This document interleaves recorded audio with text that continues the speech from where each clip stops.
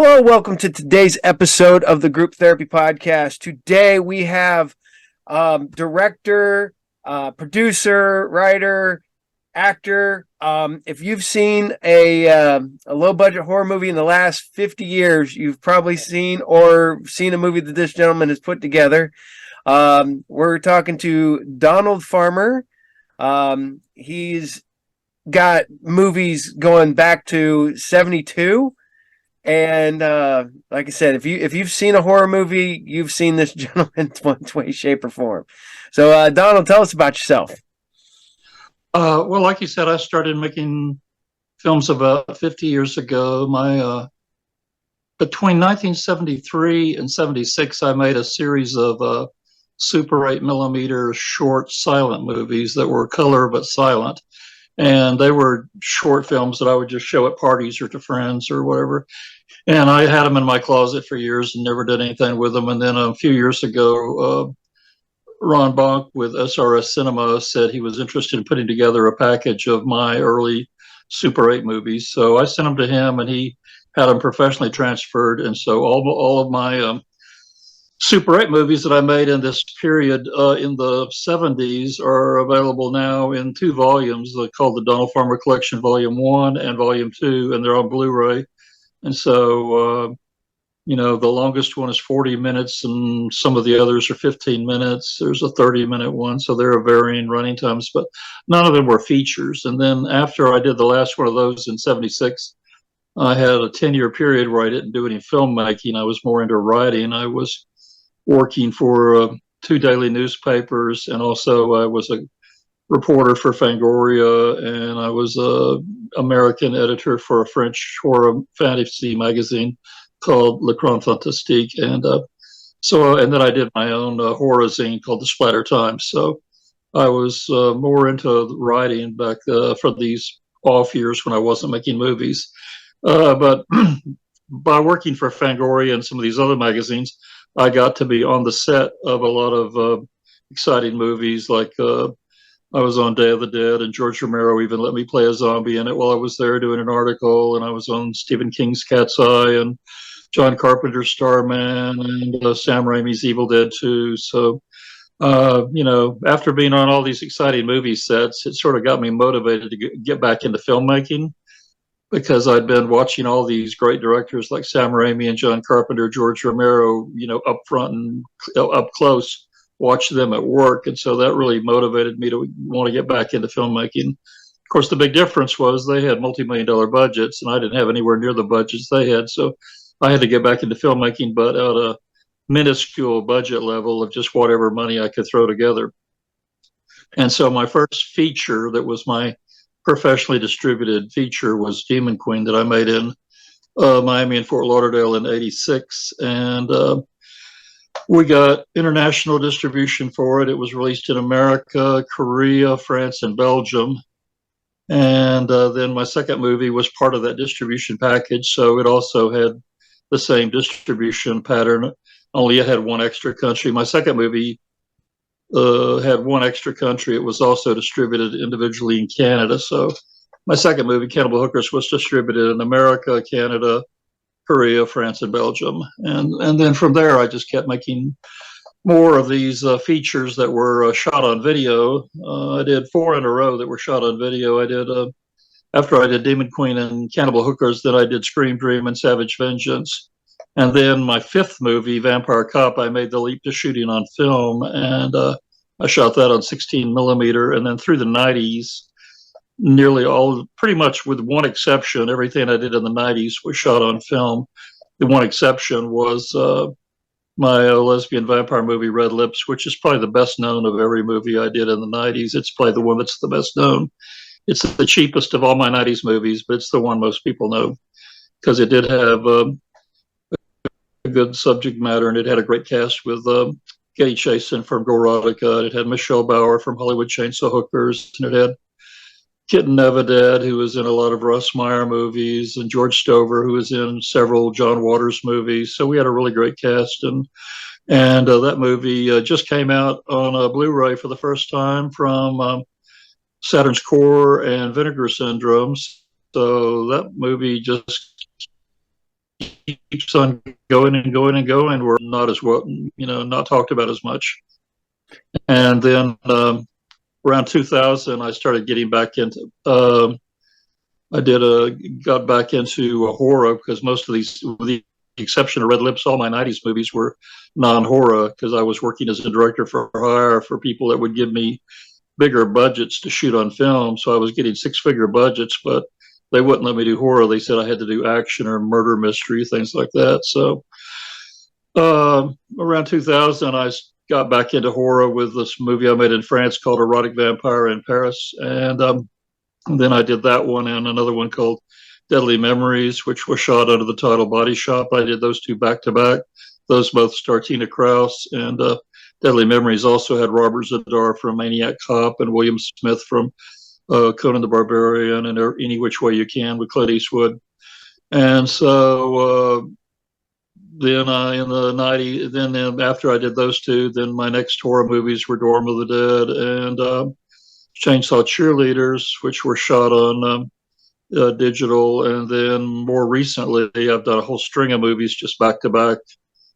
Did Shark Exorcist, Cannibal Cop, Hooker with a Hacksaw, Cannibal Hookers, Bigfoot Exorcist, Shark Exorcist 2. And then my new movie is Debbie Does Demons, which comes out on Blu-ray in May. And I've also started producing movies that I don't necessarily direct, where I produce them and other people direct them. So I just produced a remake of my movie Savage Vengeance, and I've got a remake of Scream Dream that we're shooting later this year that I'm co-producing. And I've also produced a movie called None Dead, which is an anthology movie, which is coming out later this year from SRS Cinema. So I'm really enjoying producing movies for other directors too, and giving other directors an opportunity. That's really cool. See, I was noticing you, and I don't mean this, don't take this any bad way. You seem to really have ridden that 80s wave of direct to video. And because a lot of that stuff, because I remember going to the video store back in the 80s and in the early 90s and seeing some of these films on the shelves back then. So, I know that a lot of directors really were able to catch on to that direct to DVD or direct to video market. And, that was a great time when, because in the mid 80s, most video stores were mom and pop, independently owned video stores. They weren't part of a chain because Blockbuster didn't come along till later. So the best time I thought as a filmmaker was when America had pretty much a mom and pop video store, or one or more in every little town, no matter how small. You could drive. You could drive all across the country in the mid 80s, and it seemed like every little town had a mom and pop video store. Yep. And even even amazingly small towns, every town had at least one. It's like today, when you drive across the country today, every little town has a vape shop. So it's sort of not the same. But when you think of how many vape shops there are now in the 80s, that's how many video stores there were. Well, I had to explain this to because I have a comic book store, and we have these kids that come in, and these kids, early 20s, so they've almost never lived in a world that post pre-streaming. And I was like, you don't understand. At one time, our little tiny town had at least 5 video stores. Now it has 4 vape shops. We got I want to say 28,000 people. And not only did we have 5 video stores, you had every grocery store had a video department in it. So yeah, I mean, Kroger used to have a video department in all the Krogers. Yeah. And my local Kroger carried some of my movies. I mean, I saw Cannibal Hookers and Savage Vengeance at Kroger. And they also carried my Civil War movie with Michelle Bauer, Blood and Honor. So I saw all 3 of those movies of mine at Kroger. Hey, I'm not gonna lie. I was digging through my VHS tapes back in my storage, and I found my Savage Vengeance VHS tape from back in the day. So, but now, how did you get into film? I mean, you were making movies as a kid. Did you go to school, or was it just something that you just enjoyed from a kid and you just kept doing it? Yeah, I never went to school for it, but I when I grew up, we always had a movie camera in my house because my mother made home movies of every memorable thing we did. So, as long as I can remember, I was being filmed with this home movie camera. So there came a point where I got old enough, I decided to pick up the home movie camera and try it myself. So I made a little 3-minute quickie in 1967 to see if I could make a movie with this home video with a home movie camera shooting in standard 8 millimeter. And so I made something, but it turned out disastrously because I didn't have the lens cap completely positioned correctly.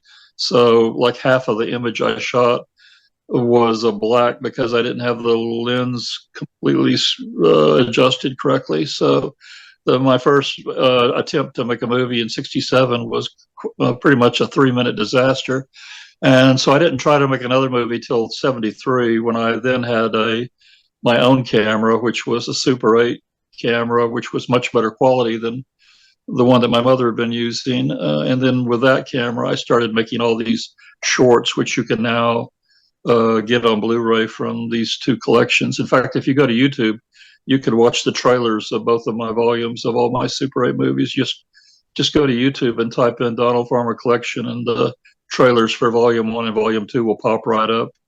And you can sort of see highlights of them without having to actually order them. But of course, I do want you to order them. Oh yeah. Now, is there any movies that you have done that are out of print that you wish upon, a star that you could get back into print? Oh yeah, there's quite a few. I've done several documentaries in addition to my movies, and yeah, I'd say a couple of my documentaries are impossible to find now. I mean, my best known documentary is Invasion of the Scream Queens, which was a documentary about horror movie actresses, and I did that in '91, and we interviewed Hammer's Martine Beswick from Dr. Jekyll and Sister Hyde, and we had Monique Gabrielle from Deathstalker 2 and from Not of This Earth. And we had Michelle Bauer from Hollywood Chainsaw Hookers. We had Melissa Moore, who was in my early movies. She was in both Vampire Cop and Scream Dream. We had Brink Stevens. Everybody knows her from Nightmare Sisters.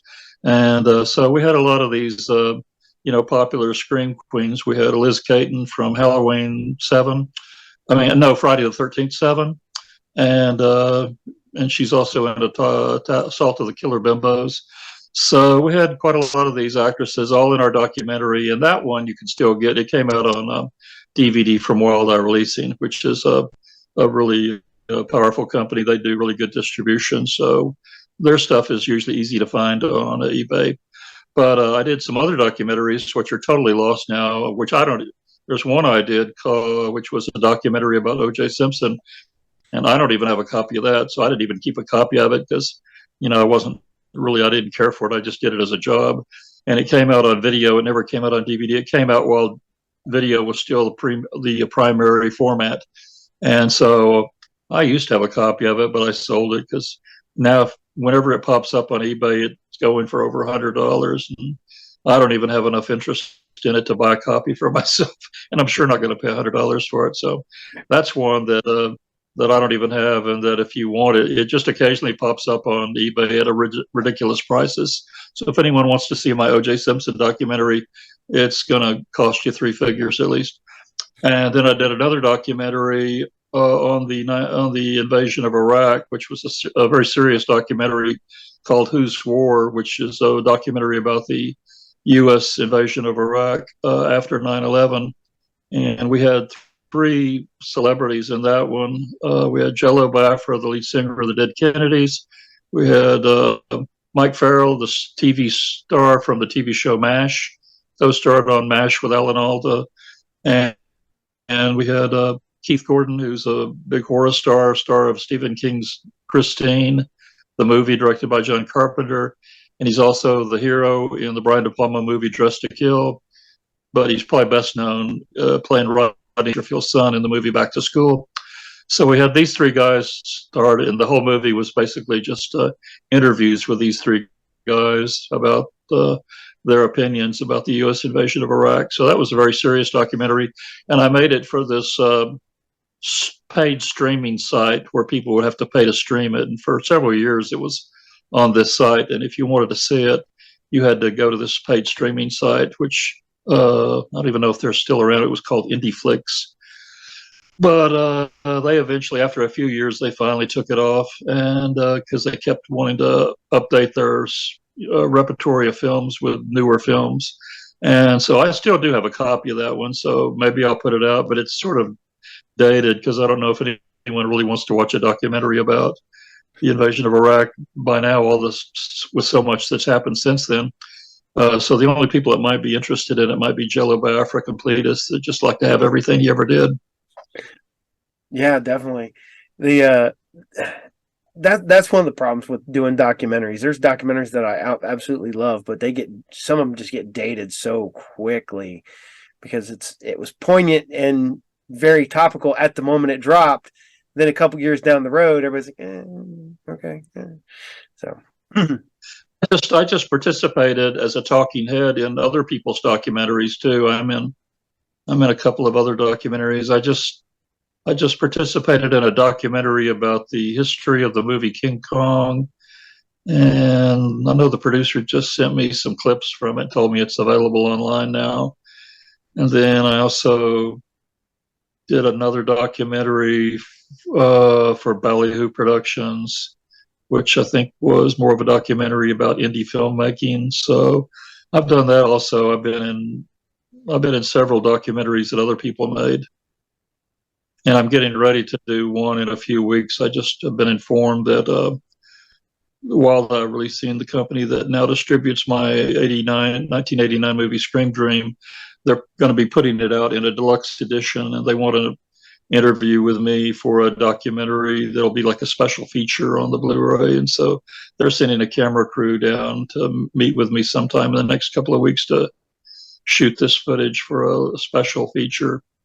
So I guess that's interesting that movie is coming out again so quickly, because it just came out on a jumbo VHS last year. And so now I guess there was enough response to that now a lot of people have been saying, well, I got the VHS, but what I really want is a Blu-ray. So I guess they're going to make those people happy and give them not only a Blu-ray, but a Blu-ray loaded with special features. Heck yeah. And then in like a year, we get you'll get the 2-pack. You'll get the original and the remake 2-pack. Yeah, because the remake is happening this year, and they've already raised enough on Indiegogo. I think they've already raised like $18,000 for the budget, so they've got a good little working budget to do the remake with.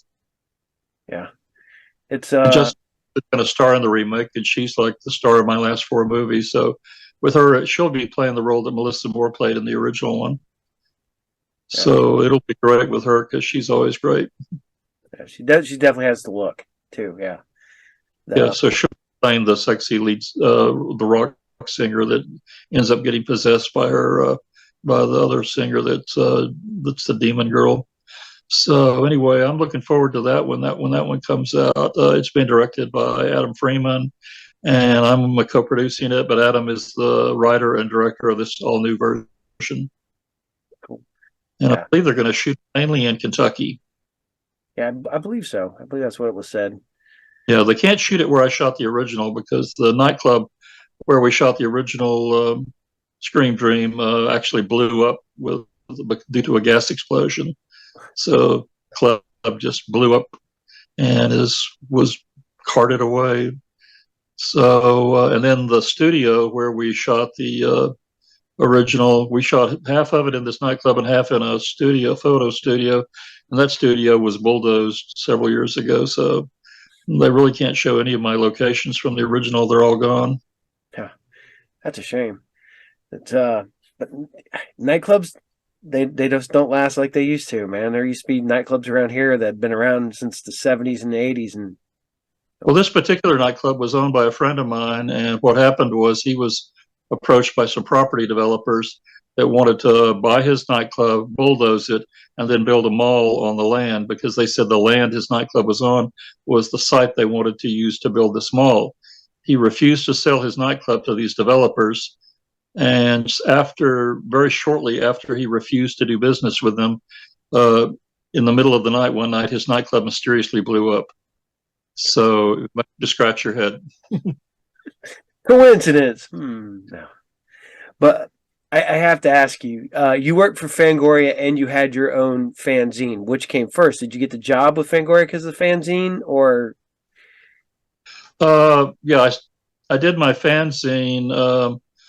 I did my first interview for it in '82, and I think I published the first issue in '83. But I know in '82 I did the first bit of work that was required for it, which was interviewing my first celebrity interview. I interviewed Joel Reed, the director of Bloodsucking Freaks, and he was my first celebrity interview in my fanzine. Then in my second issue, I drove all the way down to Plantation, Florida, and I interviewed Herschel Gordon Lewis in person at his home in Florida. Whereas, for the first issue, I'd interviewed Joel Reed over the phone.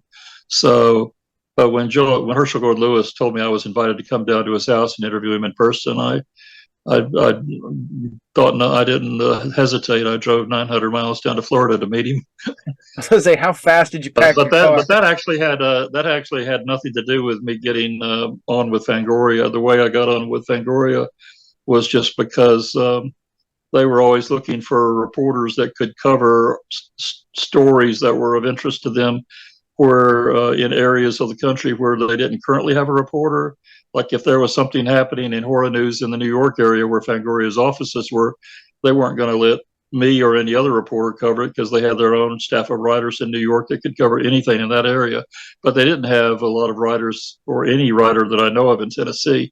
And usually there wasn't anything, any horror news in Tennessee. But it just so happened that in 1983, Sandy Howard, the producer of the movie The Devil's Rain, produced a movie not far from my hometown of Manchester, Tennessee, and he brought a whole bunch of horror stars with him. The best one was he brought Richard Johnson, who had just starred in Lucio Fulci's Zombie, and we had him there. The director was Don Sharp, the director of several Hammer films like Kiss of the Vampire and Rasputin the Mad Monk with Christopher Lee.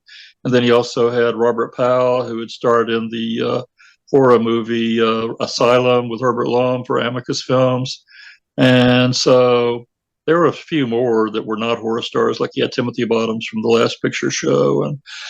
But anyway, he brought all these stars with him, and he put them all up in a hotel in my town. And then he announced that he was going to have a press junket, and all local members of the media were invited to come down and interview any of these stars at a press junket to publicize this movie he was making in my area. And the movie was filmed under the title Secrets of the Phantom Caverns, but when it came out on video and DVD, it was renamed What Waits Below. So if you're looking for it, that's what it's called now. It's called What Waits Below. And he filmed it at some caves in my area, because my area is full of caves. There's just all kinds of caves around near where I live. And so, in fact, there's one cave in my own town called the Caverns, which has now turned into a nightclub and performance venue where Bruce Campbell from Evil Dead is actually going to be there in a couple of weeks doing a live show in my town at our local cave. So if you're wanting to film a movie in a cave, my town is a place to go, because we're just full of caves. And then there's also a lot of waterfalls around here. But so I went to this press junket, and I immediately requested interviews with Robert Powell, Don Sharp, and Richard Johnson, since those were the three big horror stars there. And they told me I could interview Richard Johnson and Robert Powell, but I could not interview Don Sharp because he was holed up in his hotel room studying the script for the next day's shooting. They said he was too busy and didn't have time to talk to me. So at least they let me interview Richard Johnson and Robert Powell. And I just did a really quick interview with Robert Powell, but I did a really long interview with Richard Johnson, since he was like a horror living legend. I mean, he starred in The Haunting for director Robert Wise, and in addition to Zombie, he was also in that big Exorcist ripoff movie Beyond the Door with Juliette Mills.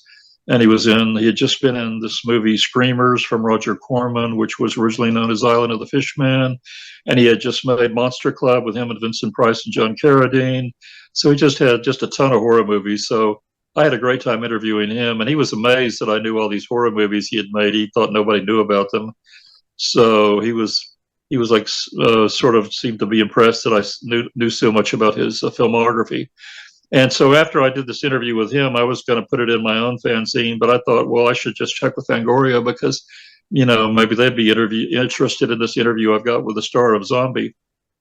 And so I contacted Bob Martin, who at the time was the editor of Fangoria, and he said, yeah, they would definitely be interested in it. So that's how I came to write for Fangoria, by offering them this article on the Sandy Howard movie, with the highlight of the article being my interview with Richard Johnson. And then after that, I did several more articles for Fangoria. I covered Stephen King's Cat's Eye for them, where I went down to Wilmington, North Carolina to De Laurentiis Studios. While I was in France, I interviewed Jess Franco for Fangoria. And then I also interviewed Tom Savini on the set of Invasion USA. And I interviewed John Waters on the set of Blood Feast 2. And then I was also on the set of this movie called Homesick, which starred Bill Moseley from Devil's Rejects. So I got to be on a lot of great movie sets for Fangoria, but at the same time, I was also doing my own zine, The Splatter Times. I'm pretty sure, I'm like 90% sure, back during my heyday, I bought like all the horror magazines and all the fanzines and stuff like that. I'm pretty sure I had Splatter Times at one point or another. You can still get occasional issues on eBay. Usually on eBay, any given week, there's usually one or two auctions for back issues. I did a yearbook with a color. I did a best of Splatter Times that had a color cover, and that's usually the one that's easiest to find, the one with the color cover. All the other issues were black and white, with all the photos and covers in black and white, but we did one issue where it was published by Draculina Publishing, which was the best of, and so it was a little slicker and more expensive with the full color cover. Yeah, publishing these zines is very expensive. After I did 8 issues of Splatter Times, and then I picked it up a few years later and ran it for several years as a Facebook page, where I did it as a horror news page. Yeah. See, you kind of did it the way I did it, to where I'm at now. I grew up in the era of public access television. So this show started out as a public access television show back in the day. Go to conventions and interview people, and slowly evolved into this. Oh yeah, I've done a couple of interviews for my friend Larry Underwood on public access TV. He's like a local horror host in the Nashville area. He plays a character called Dr. Gangrene, and he's had his own public access horror show where he introduces horror movies, and then he's had me as a guest on at least 2 shows where he would interview me. Yeah. And we would film them at the public access studio in Nashville.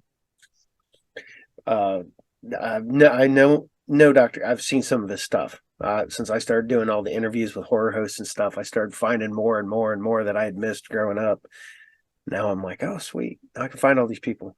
Well, you were talking about knowing your stuff back in the day when you worked for Fangoria. I mean, that had to be hard, because nowadays everybody can just look up IMDb and it brings you up everything anybody's ever done. Like I said, I wasn't aware that you had worked in some movies that I personally own, or, stuff that I watched growing up, or whatever. There's somewhere in this room, there's a copy of I Spill Your Guts on DVD, and you worked on that one too. So. Oh yeah, I did 3 movies, I think, for James Balsamo, where I did little cameos. So yeah, I'm in that one and 2 more James Balsamo movies. I think I'm also in Catch of the Day and one other one. Now, so yeah, you put a cameo for him. I just film it wherever I am and then send him the footage, and then he just edits it into the movie. So even though he's now based in LA, I don't have to go to LA to do one of his movies. I can just and then also I've returned the favor, and I put James in 2 of my movies. James is he's in Shark Exorcist, and he's also in my new remake of Cannibal Hookers. Cool. Now, I gotta ask. I remember when Shark Exorcist popped up in my on my radar, and I'm not gonna lie, I thought it should have been the Sharksercist, and not the Shark. But yeah, Well, I there's love that. a few people said that the main reason for that is it all has to do with the marketing. That movie was going to be coming out on DVD, and one of the rules of I think marketing, that at least my rule, is that you should never have a word in the title of your movie that is so long that in order for that word to appear horizontally across the front of your video, each letter would have to be relatively small to fit the whole word in the width of a DVD cover. And with Sharksercist, there's too many letters in that word, and each letter would have to be relatively small. Whereas when you have Shark Exorcist, you can stack one word on top of the other, and each word only has a small number of letters, which allows each letter to be bigger. And it makes a better impact on a DVD or Blu ray cover if the letters can be pleasingly large so that they make more of an impact. So that's one of my rules. Although I just prefer Shark Exorcist, but also I don't like having any word in the title of any of my movies that's too long, which is going to necessitate having small letters. The small letters don't make any good impact, especially nowadays where most people, where we don't have video stores now, most people, in order to find out what the new horror movies are, they have to scroll through the new listings on Diabolic DVD or on Amazon or eBay, where they're going to be looking at little thumbnail images on their phone. And if you're looking at little thumbnail images, it's more important than ever that the letters in the title of your movie be nice, big, and legible.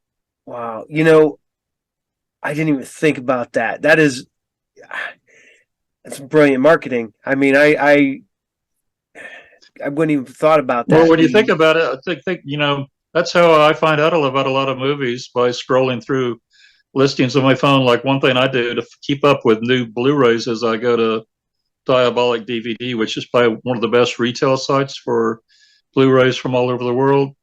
If you want to find out what is new on the international Blu-ray market, not just from American distributors, but from all the leading international distributors like Imprint from Australia, or Arrow or an Indicator from the UK, and also the French and the German and the Italian labels. And then, if you go to Diabolic DVD, it gives you a nice overview of what's available in the international market. And again, you're looking at these covers, you're looking at thumbnails or small images on your phone. So it's very important that the title of the movie be nice and legible.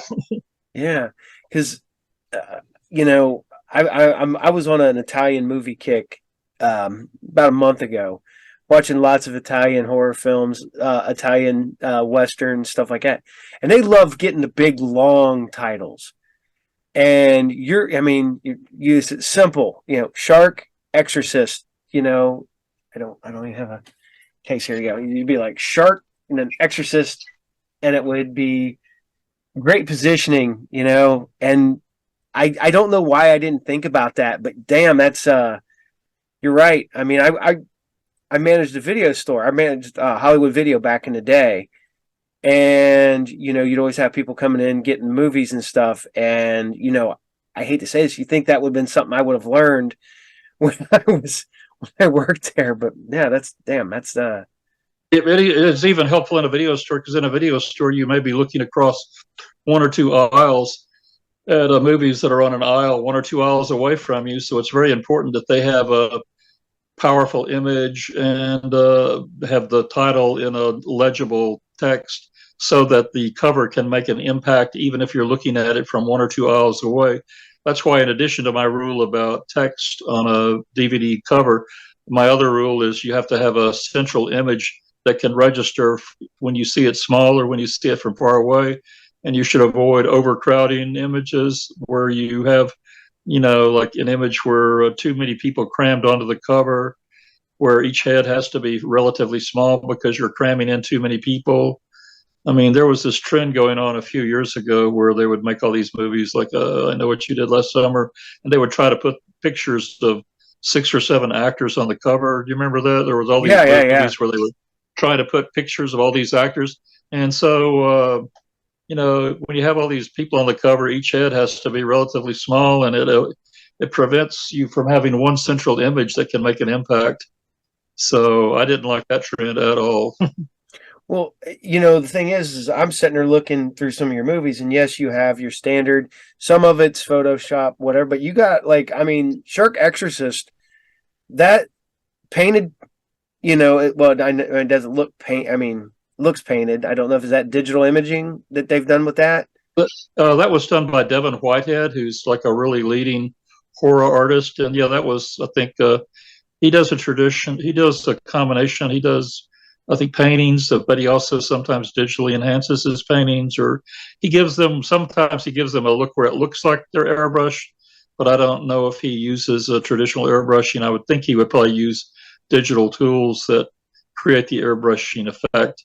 Because nowadays, you don't need to use the old-fashioned airbrush in order to create an airbrushed effect, because there's so many digital tools available to an artist, which are way beyond my familiarity. Because I've never done a full color cover. I usually, if I'm going to have an art on my cover, either I'm going to commission it or my distributor is going to commission it. Usually, whenever you have a movie released by Wild Eye, as Shark Exorcist was, then Wild Eye is going to commission a cover painting from one of their staff artists, because Wild Eye has a great collection of staff artists. So you know that if you're going to have your movie distributed by Wild Eye, it's going to have a great looking cover, because that's one of the things they're known for. They're known for really great looking covers.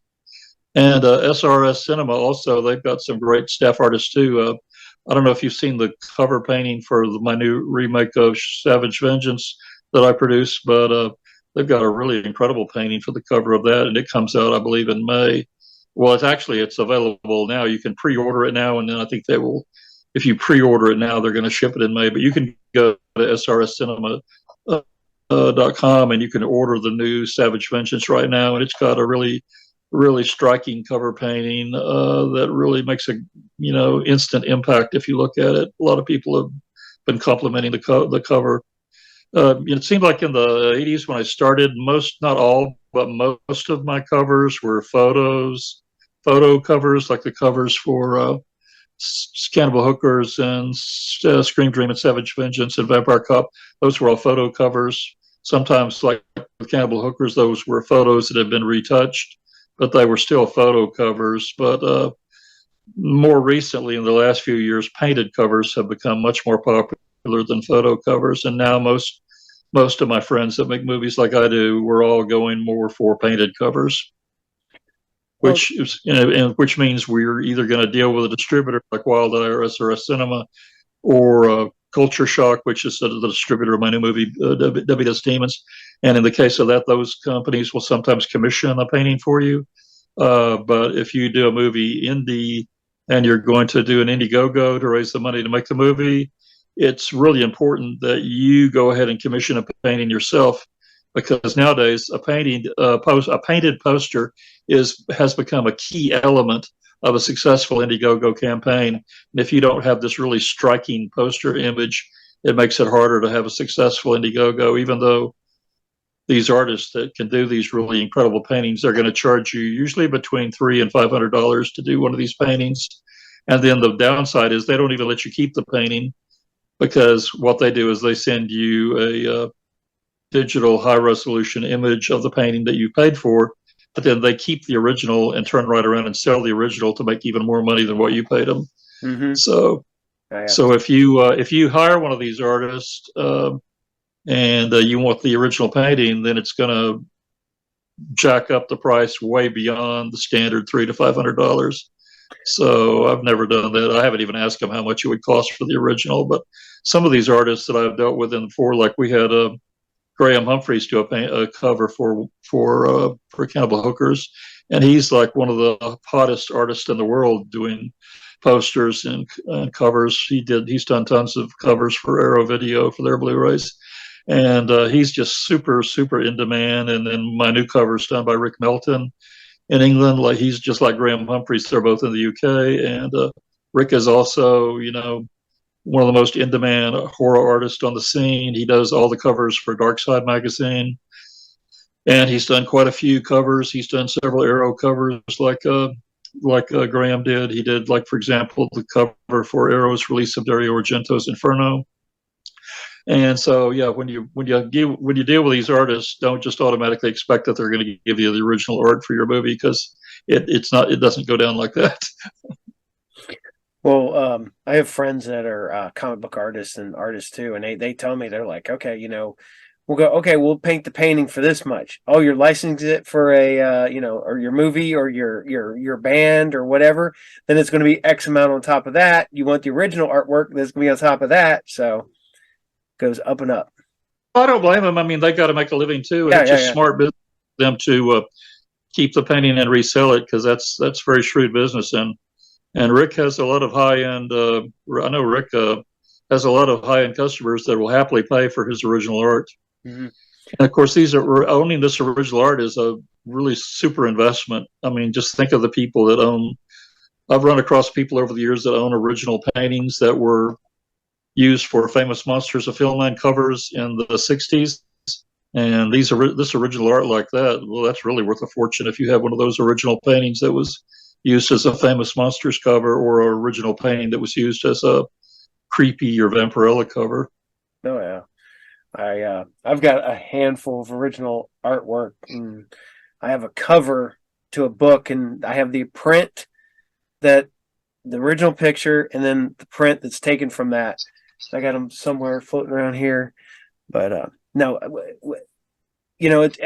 want to say, I love the fact that you guys are using original artwork. You're doing painted covers and poster artwork now, because we had this discussion a while back, and I had this discussion on another show about that's the lost art, because everything's just photos photoshopped together, and it's boring now, and I don't get it. I don't like boring posters for movies. So lately, some of my distributors have been doing something I really like. They've been getting into the habit of putting slip covers on my Blu-ray releases, and the slip covers have a unique cover different than the cover on the actual Blu-ray case. So when you have your movie released with a slip cover, then you're giving the customer two unique covers. And sometimes, like the new Blu-ray of my 1994 lesbian vampire movie Red Lips, I actually commissioned a painted cover for that I sent to the distributor, but they ultimately decided to go with a photo cover. So they did two photos. We have one photo that's on the slipcase, and then we have another photo that's on the actual Blu-ray carton.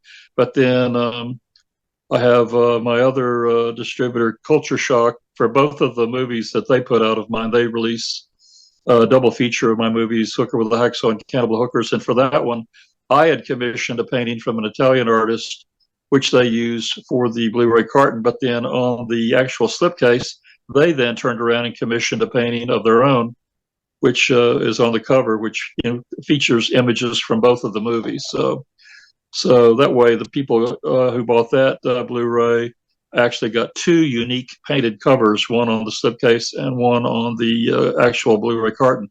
And they're doing it again exactly like that for my new one that comes out in May, Debbie Does Demons. I commissioned the original painting from Rick Melton that appears on the Blu-ray carton, and then they commissioned an additional, completely different painting that appears on the slipcase, only they did it one better. This time they've commissioned two original paintings, one for the front of the slipcase and one for the back of the slipcase. So we have two of our actresses featured on the front of the slipcase, and another one of our actresses featured in a painting on the back of the slipcase. So for that release, the customer is going to get three completely different paintings. Cool. Well, that Debbie Does Demons is one I'm looking forward to, because I had an interview with Angel a few weeks back. Oh yeah, she's great. Yeah, yeah, and she plays Debbie. Yep, and she sent me to her thing. I found her her reel, and I watched little bits of Debbie Does Demons. I was like, I got to find this, and then I found out that it wasn't available. So I reached out to her. She told me I found you. And then you told me it was going to be out in May. So I'm like, yes, cool. I'm going to order it then.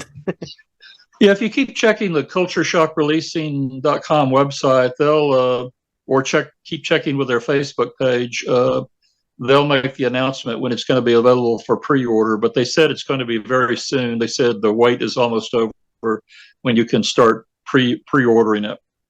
Cool. Make a note of that so I don't forget, because I will forget. Working very closely with them on supervising the paintings for the slipcase and getting all that in line.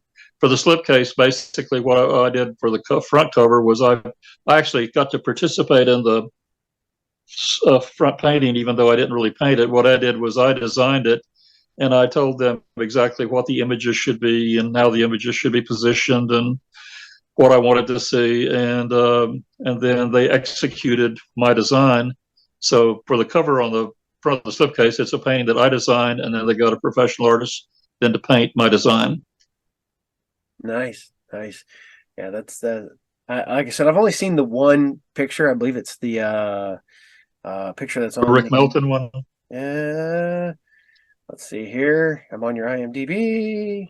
Debbie Does Demons, and that one. Yeah, that's the one. That's the Rick Melton painting, and that's what will be on the actual Blu-ray carton. When you remove the slip cover, that's what you'll see. Neat. Cool. And that shows Angel with the axe, and then it shows Jessiflux on the cover of that. The nice part about it is that, man, anything floating around here. This is bad. I have to keep stealing my kids' video games here. Was when they do like the cover here, and then you would flip this over, and there'd be another insert inside them. Mm-hmm. I've seen people do that. That's what I really like. I have to ask you, you have to love the old school artwork on posters. What's your favorite old school movie poster?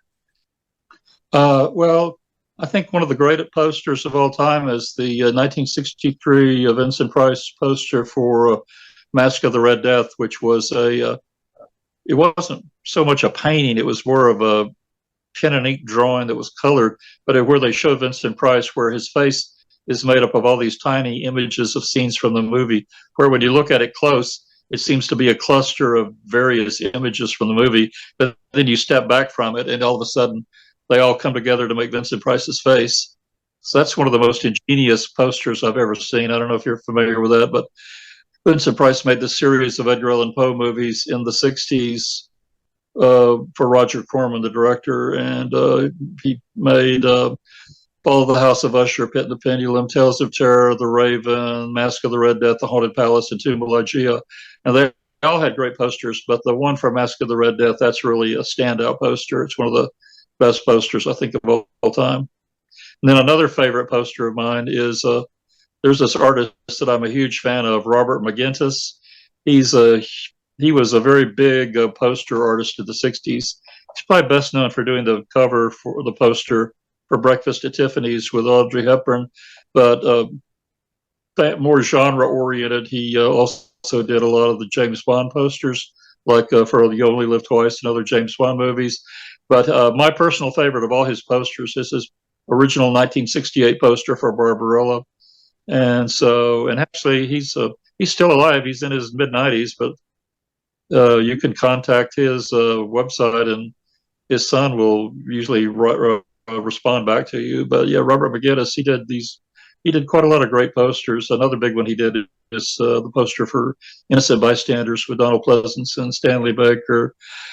And but yeah, if you look him up, he's got a great collection of posters he did, and he's one of the few living legend movie poster artists that is still alive. You know, some of the others like Reynold Brown, who did a lot of the classic American International posters in the 50s and 60s. He's no longer with us, but you know, Robert McGinnis, he's I think he's in his mid-90s, but he's still there and still works a little bit.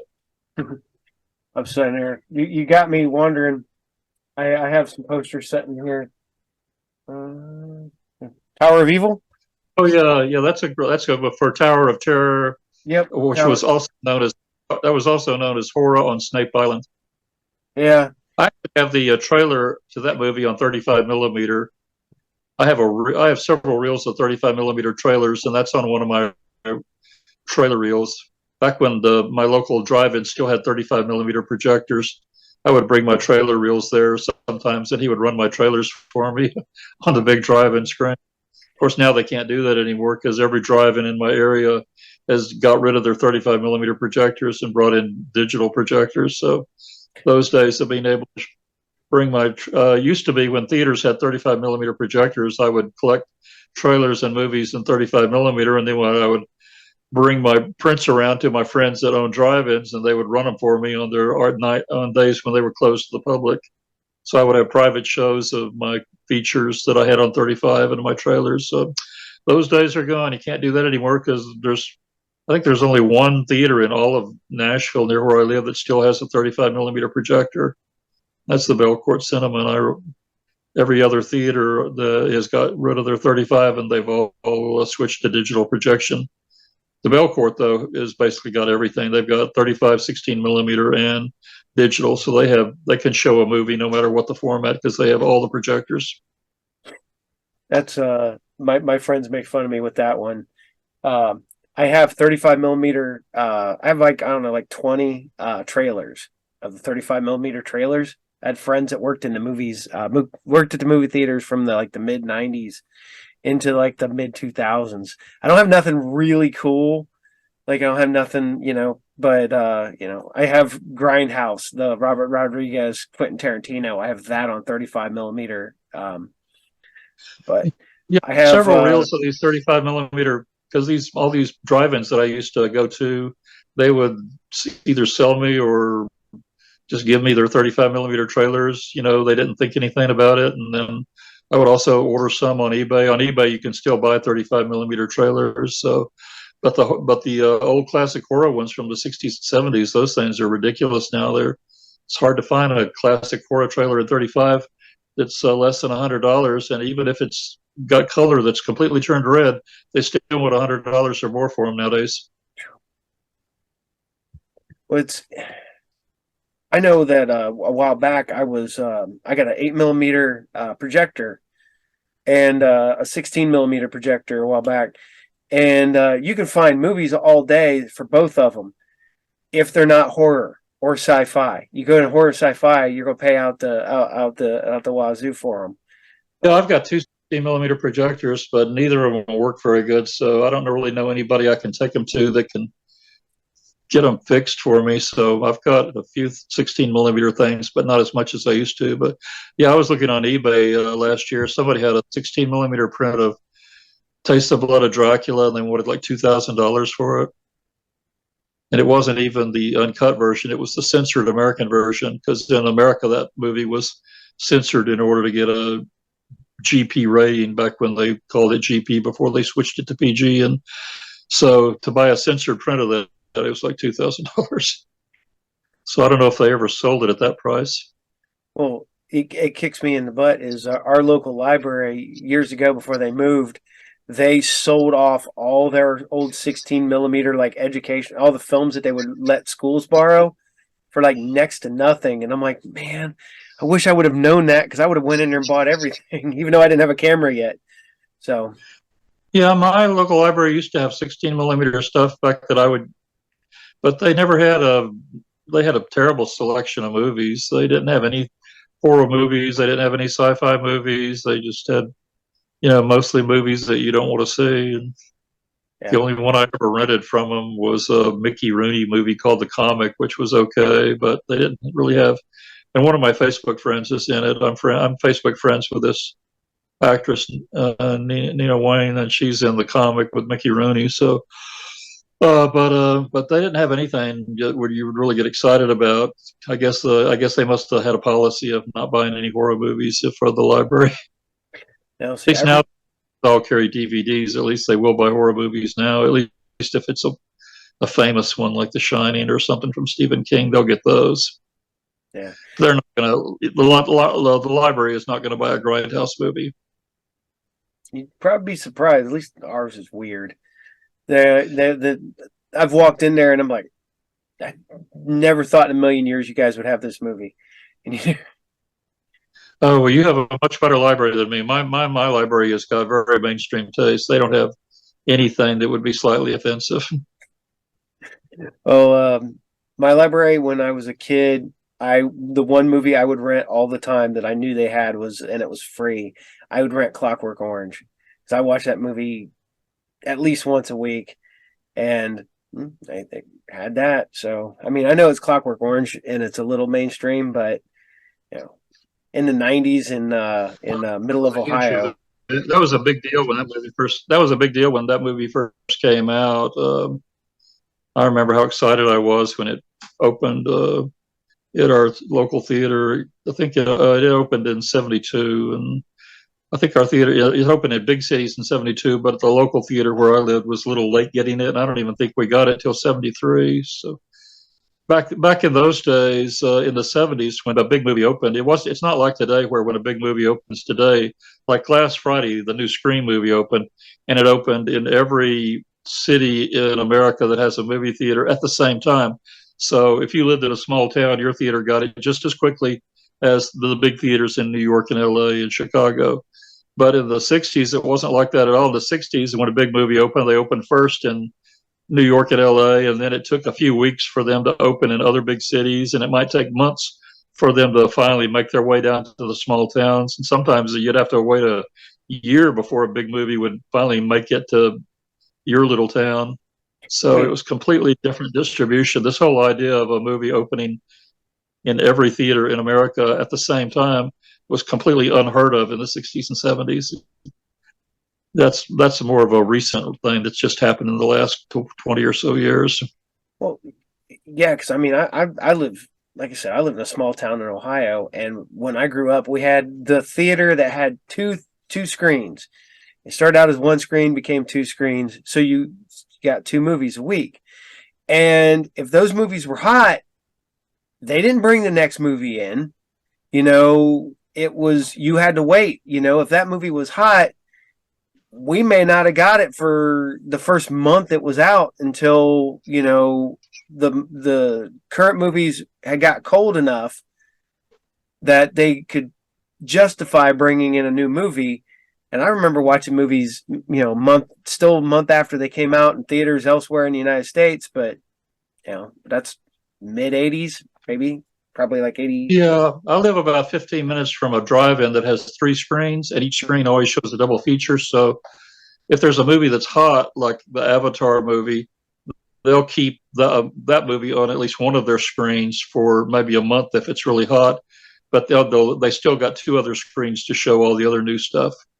But then my town that I live in is so small it doesn't even have a movie theater. I have to drive 10 miles to the next town down the road to even go to a movie theater. But there's a town about 20 minutes from me called Winchester, and they still have their original historic downtown movie theater that's been there over 60 years, and it's got two screens, the downstairs and the upstairs. And it doesn't matter how hot a movie is, when a new movie opens and needs to have a theater to show it, they'll bring in the new movie. So, and they'll take the other movie and just shove it upstairs. So whenever a movie is brand new on the first week, they'll play it in their downstairs, the bigger theater, and then the very next week, if there's a new movie that needs their downtown screen, it doesn't matter how big the other movie is, they'll shove the other movie upstairs. And then the third week, if there's another big movie that needs the downstairs, basically the hot movie is shoved right out. So that's one theater that resists that change. They do resist the trend of keeping hot movies forever. They're pretty good at cycling out the movies really quickly and making sure every week they're showing downstairs whatever is the hottest, newest movie in the country. Yeah, because I had this discussion with my buddy a while back when he was growing up in the town about 10 miles south of here. Pete's Dragon was hot, you know, back in the day. It was that Disney live action with the cartoon, and that movie ran for like a year and a half in the same theater. Oh, wow. Yeah, because it Yeah, was a something hot like that movie. would be unheard of around here. Yeah, but that was probably 70, like six, something like that. So, Yeah, I've basically been, for the last few months, I've been going through newspaper archives just basically to see if my memory is correct of where I saw certain movies in the '60s and '70s, because all my life I've been thinking that I knew what theater I saw certain movies in, and lately when I've been going through newspaper archives of the 60s and 70s to see the ad for those movies and see exactly what theater they showed in, I sometimes find out my memory was completely off and that I didn't see it in the theater I thought I saw it in. So I've been going through these archives, but also I've been going through these archives and finding out how long the local theaters in Nashville would keep hot movies. And I've been very surprised that some movies I thought would have been a movie they should have kept for 2 or 3 weeks, they've been kicking out after a week. Like pretty much all the Vincent Price movies only played a week in Nashville. All the Vincent Price movies that I love never seemed to get held over in the 60s and 70s. But this sex movie that American International did called Three in the Attic, about three girls that kidnap this guy and put him in the attic just so that they can bang him over and over again until he dies. That movie ran 5 weeks at the downtown Paramount Theater, the same theater that would used to show all the Vincent Price and Hammer movies. So I was surprised that that movie lasted 5 weeks there, where all the movies I like only lasted a week. And I've been trying to find out what movie has the record for lasting the longest in Nashville. So far, from the articles I've been going through, it looks like one of the winners would be Summer of 42. It lasted 19 weeks at this one theater in Nashville, which is like ridiculous. And in comparison, Dirty Harry only lasted 14 weeks, and I would have thought Dirty Harry was more popular than Summer of 42, but apparently not at least not in Nashville. Different market, I guess. Yeah, you'd assume, but then Dirty Harry. I know if I put Dirty Harry in the theater right now, people would still come and go see it. So yeah. I mean, it was a big hit, but just not as big a hit around here, I guess, as Summer of 42. now I've got to ask you. You are a movie buff going way back. What's the movie that got you into film? Well, I can remember pretty much every movie that my parents took me to see at the theaters before I got a driver's license, because before I got a driver's license, I was at the mercy of my parents to see movies, especially when we moved to this town that had a movie theater. So there was 3 years when I was little where we lived in a town that had a downtown movie theater, and I could walk to this theater. And so for 3 years, I was no longer dependent on my parents. I could walk to the theater and see movies on my own, even though I was only 9 or 10 years old. And then the theater closed. When I was 10, this theater went out of business. And then after that, I was totally back to being dependent on my parents. And so basically, from the time I saw my very first movie in a theater, which was Peter Pan, until the last movie I saw before I got my driver's license, I still remember exactly every movie I saw in a theater. And the movie that got me interested in movies was probably the second movie I saw in a theater, which was Seventh Voyage of Sinbad, the Ray Harryhausen movie. That was the one that got me really excited. I liked all the stop motion dragons and monsters and everything. So there was a period there where I was just obsessed with any movie that had a dragon in it. So any movie that had a dragon in it, I wanted to see. So I went to see Seven Faces of Dr. Leo because that had a dragon in it. And I saw Wonderful World of the Brothers Grimm because there was a dragon in that. And I saw Jack the Giant Killer because there was a big dragon at the end of that. And so that used to be my obsession, was to see all the dragon movies. And then as I got a little bit older, that sort of segued into a horror obsession. What got me interested in horror, though, was my parents would never take me to horror movies when I was little. So the only ones I saw were the ones that were on TV that were pretty harmless, like the old Universal ones, like the original Dracula and Frankenstein ones, which were, not even scary back then when I was little. But what got me into horror really was my parents sometimes would take me to see a family movie, but before the family movie, they would show previews of coming movies, horror movies that were coming to the theater. And so even though my parents didn't like it, I could sit and see these previews. And one time they showed a preview for this horror movie called House of the Damned, where one of the creatures in it was a guy that had no legs, and he walked on his hands and carried a knife in his mouth so that he could creep up to your bed walking on his hands and stab you to death. And that movie freaked me out so much. I think that was the one movie that got me definitely obsessed with horror movies. It would be decades before I would finally see this movie, but just the preview alone freaked me out. No, okay, I gotta ask. Now, did it freak you out more once you finally got to see the movie, or is what was in your head from the trailer still creepier than what you saw when you finally saw it. Yeah, when I saw the trailer when I was like about 10, it definitely had the power to freak me out. But when I finally saw it, it was decades later, and it was, when I finally saw the movie, there was really nothing scary in it. It was hopelessly tame. But I've looked at the preview. The preview is on YouTube now, and I can still see that preview. The preview, I think, is still scarier than the actual movie, because in the preview they make it look like the legless man is going to creep up on the bed and stab this woman while she sleeps, whereas in the movie he just sort of comes into a room to scare her and he doesn't do anything.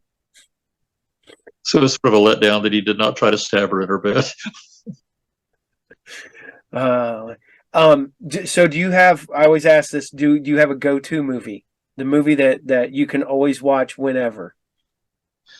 Oh, I have several. I mean, I'm especially my favorite horror movies would probably be a tie between the Vincent Price movie, The Abominable Dr. Phibes, and then I love Hammer movies. My favorite Hammer movie is Dracula is Risen from the Grave. I guess I like that because it's the first Hammer horror movie that I ever saw in a theater, but I also like it because it's probably I do think it is the best movie Hammer made, although a lot of people would disagree with me. There was like 7 films in Hammer's Dracula series with Christopher Lee. There was Horror of Dracula, Dracula Prince of Darkness, Dracula Rose from the Grave, Taste of Blood of Dracula, Scars of Dracula, Dracula 80, 1972, and Satanic Rites of Dracula. And then even Dracula makes an appearance in Legend of the Seven Golden Vampires, but he was no longer played by Christopher Lee. Nope. But I thought of all those movies in the series, most people say the first one, Horror of Dracula, was the best. But I think Horror of Dracula is really, it's got a great first 15 minutes and a great climax. But the middle of the movie is really draggy and only has one really good scene where they stake this vampire girl in her coffin and drive a stake through her heart. But it's got a lot of dead weight in that movie, whereas Dracula's Risen from the Grave is just perfect from beginning to end. It never has a dull scene. It just has a lot of great forward momentum. And Christopher Lee is actually creepier in that movie than in any of the other Dracula movies. He's actually the scariest in that movie. And it's got a lot of scenes that were very disturbing to watch, even though I was 14 or 15 when I saw it the first time. It still has some scenes that are disturbing to watch. Well, even though it was rated G, it still managed to be disturbing. Like it's got one scene where Christopher Lee digs up a coffin at a cemetery and dumps the corpse of this sexy girl out who's already started to decompose. And he dumps her corpse out of this coffin so that he can use the coffin for himself. And that scene seemed a little unsettling because the girl that he's dumping out of the coffin, you could tell that she was a hottie, but she's already started to decompose and her skin's all multicolored. So I thought that was a little disturbing scene that he would show such disrespect for her corpse just because he wanted a coffin for himself. Hey, he's got to hide from the sun. So, it's funny because I grew up loving Hammer films. Those are two of my big favorites. Okay, there's so many good Hammer films. I mean, I also like Brides of Dracula, and I like all the films in the Frankenstein series, like Evil of Frankenstein and Frankenstein Created Woman and Frankenstein Must Be Destroyed. And then they made a trilogy about lesbian vampires, which had Vampire Lovers, Lust for a Vampire, and Twins of Evil. I love all those. Then they made Dr. Jekyll and Sister Hyde with Martine Beswick, who's in my documentary. So she's the only Hammer star I can say I've actually worked with. And so, and she made a lot of great Hammer movies. She's also in A Million Years BC, where she has a cat fight with Raquel Welch. Yeah. Oh, yeah. I watched the documentary a while back. What's the Hammer documentary? It's on. I think it's on Tubi, and that's a really good one where they talk about the rise and fall of Hammer films. I'm not gonna lie. I'm a little biased because I always tell everybody because my name's Paul Christopher Lee. So I tell everybody that I'm named after Christopher Lee. I'm not, but it seems like I can. I mean, one of my best friends is actually named Christopher Lee, so I actually know a guy named Christopher Lee. That's cool. Christopher Lee made these. His Dracula series sort of had bad luck toward the end of them because, like I said, Christopher Lee made 7 of these Dracula movies for Hammer. And the first several always got really great distribution in America, and they would play at all the theaters. Like the first four were distributed by major studios, and the last Dracula's Risen from the Grave and Taste of Blood of Dracula were both distributed by Warner Brothers. So when Hammer made their fifth one, Scars of Dracula, it was much cheaper looking than all the others, and because of that, Warner Brothers refused to distribute it. So they had to find a really cheap distributor that would put it out, and so the cheap distributor still managed to get it well distributed. And so then the next time Hammer made a Dracula movie, they upped the budget, or I think a little bit, or made it look much better. They hired a really world-class cinematographer, Dick Bush, to shoot it, who had shot Tommy for Ken Russell. And so because they had such a good cinematographer and more production value, Warner Brothers said, okay, we will distribute this one because it looks so much better than Scars of Dracula. But then when they made the seventh and last Christopher Lee movie, Satanic Rites of Dracula, they didn't hire as good a cinematographer again, and Warner Brothers again refused to distribute it. So it was made in 72 or 73, and Warner Brothers said, we're not touching it. They ended up distributing it in overseas markets, but they would not release it in America. So it went for years and years and years that I was desperate to see this last Christopher Lee Dracula movie, and they would not distribute it.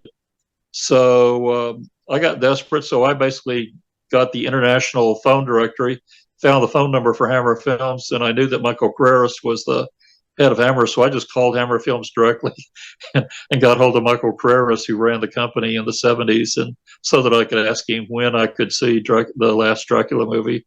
He was really friendly to me and told me that how Warner Brothers had not picked up their option to distribute it, and he said hopefully it would be out before long where I could see it. And then I think in 78, a very cheap American company finally did pick it up, and I finally got to see it.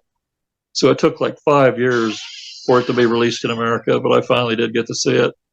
Although the American distributor changed the title to it, and they changed the title to Count Dracula and His Vampire Brides. And then when I did see it, it was a little disappointing. It wasn't. I thought it was probably the worst one of the seven. That happens a lot. You get these movies that you're really pumped to see. Something happens, it gets delayed, it gets, only European releases, especially back in the day. And then by the time you finally get it, and you're like, yes, I finally get it.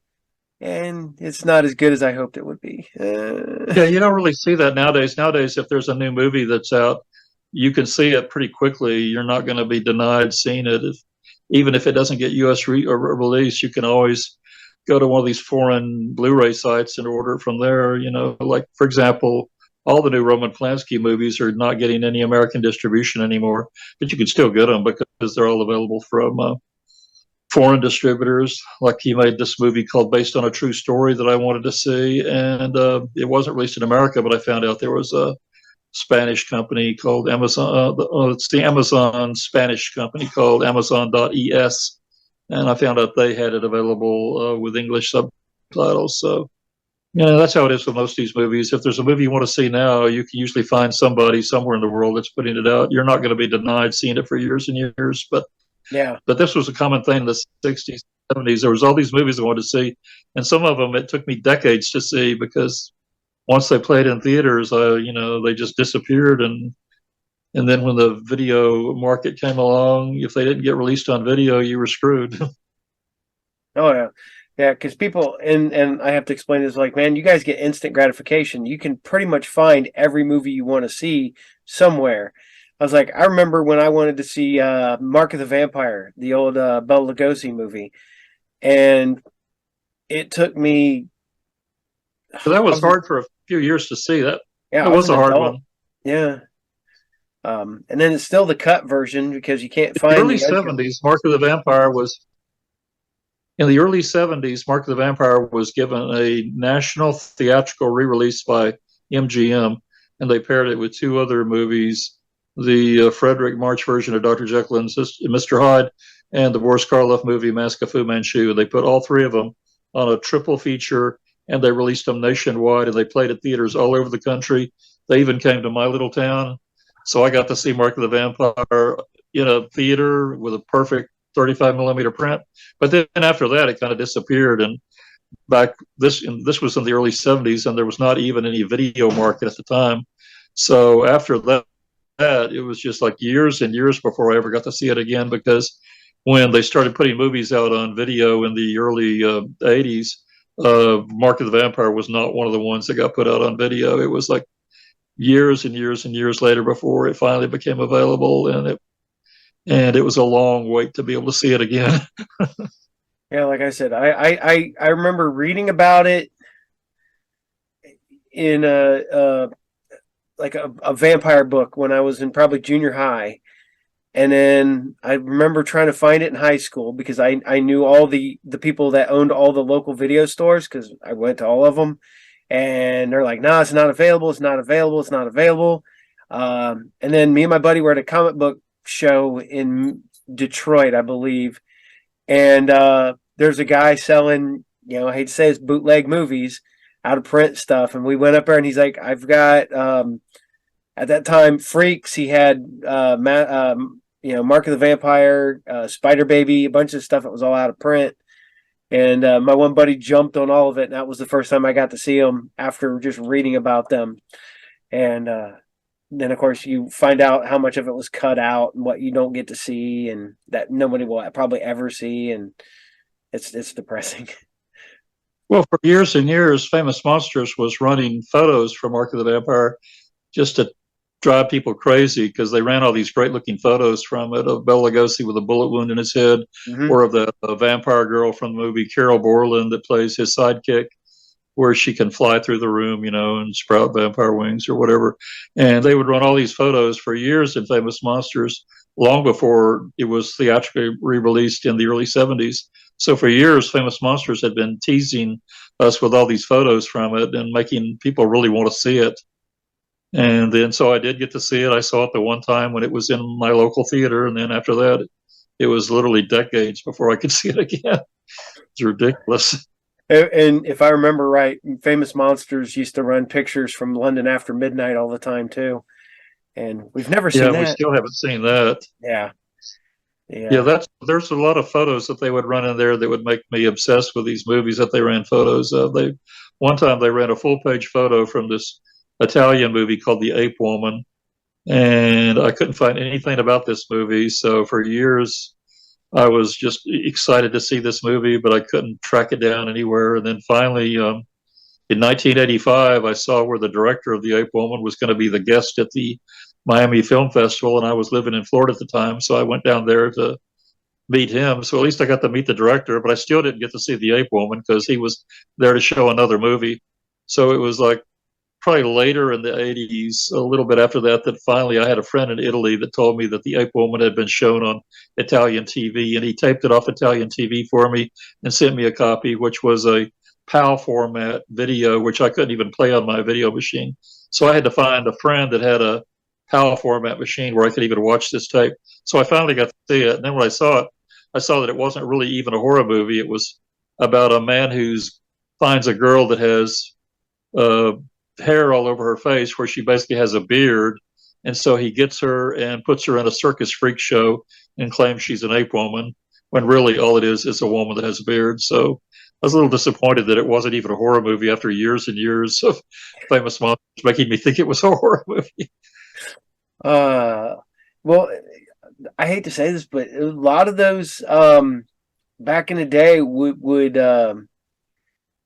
Fangoria was bad at it, and Famous Monsters was bad at it. They would take the movies that were more sci-fi than horror, but they'd always market them like they're over here in the horror genre, and then you get them and you're like, that's not a horror movie, or it'd be an out and out drama when it was all said and done.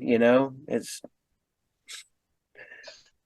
There's a lot of movies that are drama, but a lot of people would consider them horror because they may have a few horror scenes. Like there's a relationship drama film called Possession, but horror fans love it because it does have a few horror scenes. It has this. Have you seen it? Yeah. Where the woman gives birth to this monster that then grows up to be like an octopus man, and she has sex with it. Yep. So horror fans love this movie, even though it's mainly a relationship drama. Yeah. It's like, watch this couple fall apart, and then we're going to introduce this weird monster into it too.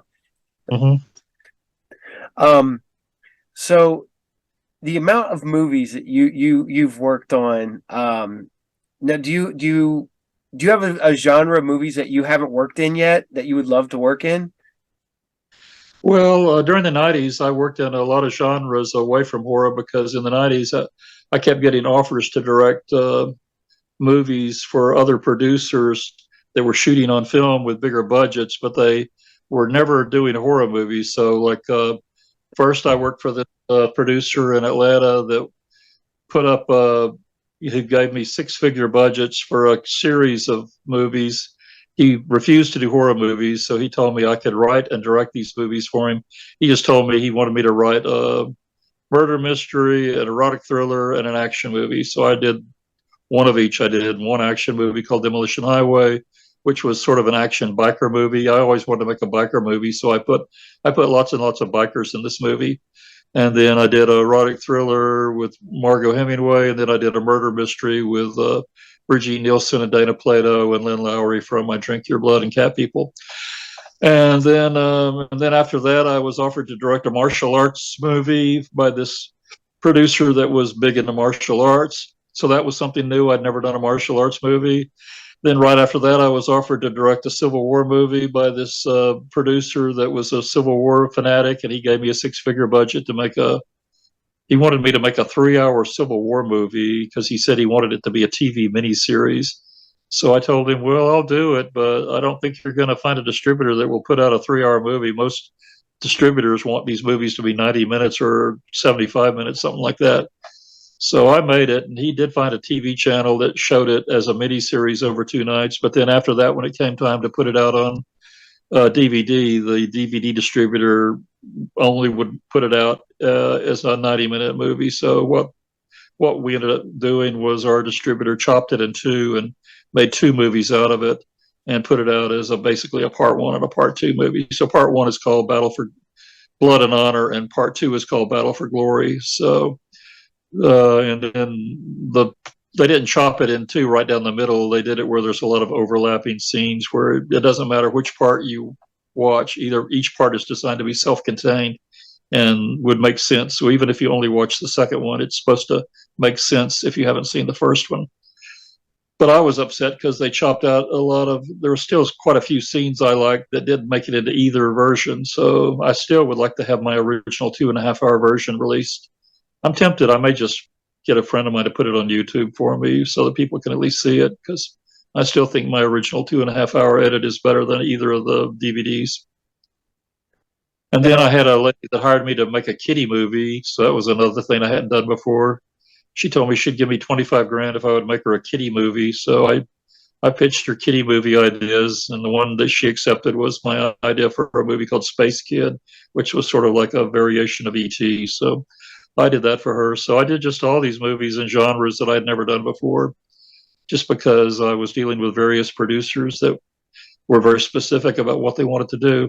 And then finally, I found a producer who would hire me to do horror movies. So I worked for this producer, Phil Newman, and he had been an actor in several of my movies, like he had been in Vampire Cop, and he had been in Savage Vengeance as the main maniac. And he ran a used car lot. So he was able to put together a six-figure budget. And so he hired me to write and direct a horror movie for him. And then he did want to put some celebrities in it. So he got Robert Zadar and William Smith to be in it. So at least we had a couple of names, especially Robert Zadar, who's known to horror fans because of Maniac Cop. And so we shot that and shot it on film. And we had Brett Piper do the special gore effects. And so we had a fairly decent budget. We hired the pyrotechnic guy from WWE Wrestling to do pyrotechnics for us, like car explosions. And then when I wrote the script, the producer gave me a list of murders and told me that my script should incorporate all these murders the way he described them.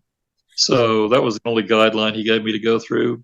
And so one murder, he said, I want to have one murder where the killer has a bazooka and blows up a couple while they're sitting in their car, blows up their car with a bazooka. He said, I want to have one murder where the killer has a power drill and drills a hole through the victim's head. And then I want to have one scene where a girl is stripped naked and painted to death in an auto body paint shop so that she asphyxiates to death. And so had this list of murders that I had to just write my script for. My script included all these murders he had requested. Okay, that's weird.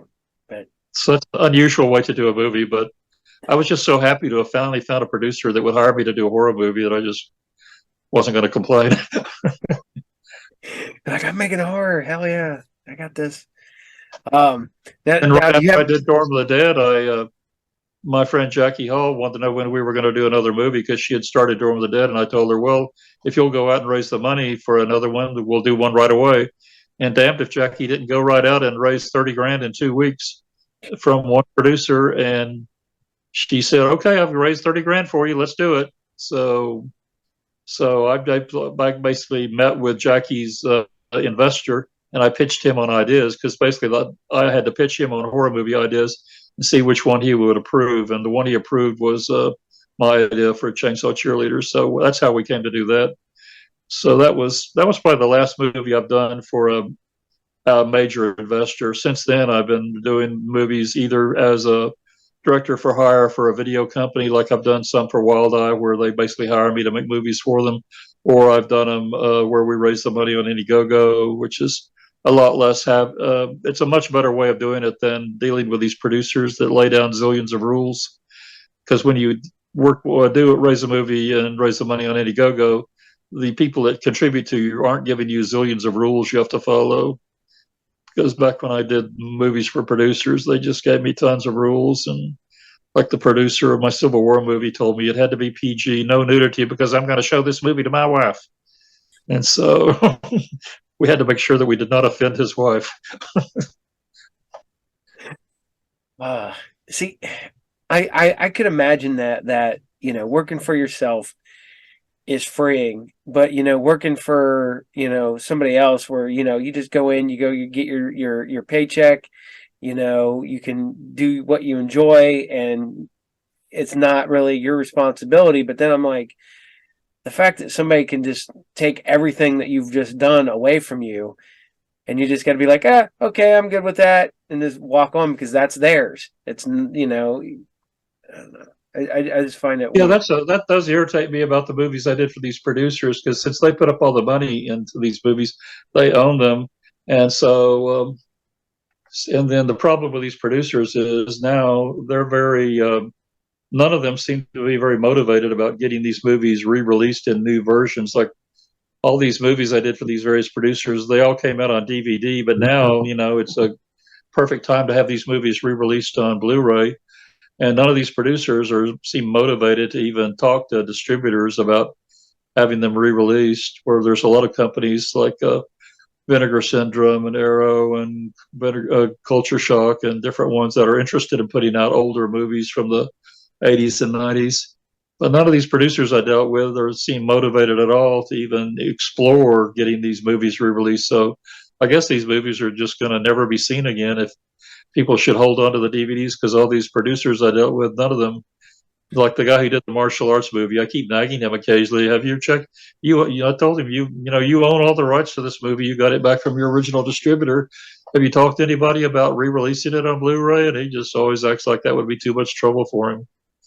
So I don't know. It's too bad these producers aren't motivated. Some of them are really rich anyway, so they just can't be bothered for a licensing deal that would only make them a few $1,000s. Like there's this woman that owns two movies that I worked on that both were shot in 35 millimeter, and I've tried to get her daughter to get her interested in talking to distributors. I have actually a distributor that would love to put her movies out on Blu-ray, but she won't even talk to anyone or communicate with anyone about it. Because she's a real estate millionaire, and just the tiny amount of money she would make on licensing these movies is just not worth her effort, apparently. So that's the problem when you deal with these rich investors. They're just sometimes not very motivated. Well, it drives me nuts, and it drives my wife nuts because I'm a collector. But the movies that just there's so much stuff that came out in the 70s, 80s, or even the early 90s on VHS, and some of it kind of hit DVD, but so many people just don't care at a certain point. Sometimes you'll find a movie that'll pop up on Plex or it'll pop up on Tubi, but there's no physical copy of it out there.